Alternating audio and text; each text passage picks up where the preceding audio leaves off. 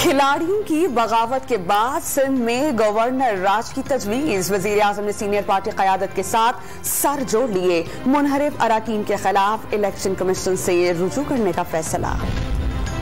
मुनहरिफ अराकीन के मंजर-ए-आम पर आने के बाद सिंध हाउस की सिक्योरिटी मजीद सख्त कर दी गई। तमाम अराकीन के मेहमानों के लिए की गई रिजर्वेशंस मनसूख।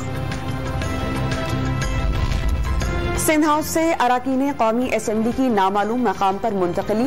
3 साबिक वज़ीर आज़म ने इस्लामाबाद के सिंध हाउस पर सरकारी हमले का खदशा जाहिर कर दिया। पुलिस और इंतजामिया को सियासी अमल से दूर रहने का मशवरा।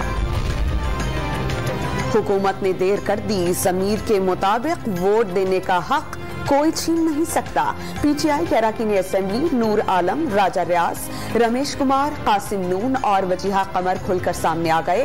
पार्टी पॉलिसीज पर खुलकर तहफ्फुजात का इजहार। इंटरबैंक मार्केट में डॉलर की ऊंची उड़ान। मजीद 55 पैसे बढ़कर 180 रुपए 65 पैसे की रिकॉर्ड सतह पर पहुंच गया। आलमी मंडी में बरतानवी खाम तेल मजीद महंगा। नई कीमत $109 फी बैरल हो गई। अमरीकी तेल की कीमत $105 तक जा पहुंची।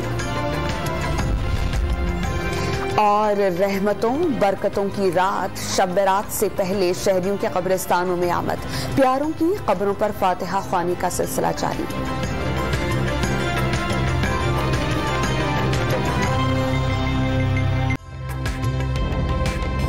ताज़ा तरीन वीडियोस के लिए हमारा YouTube चैनल सब्सक्राइब करके बेल आइकन प्रेस करिए ताकि आपको मिले हर अपडेट सबसे पहले।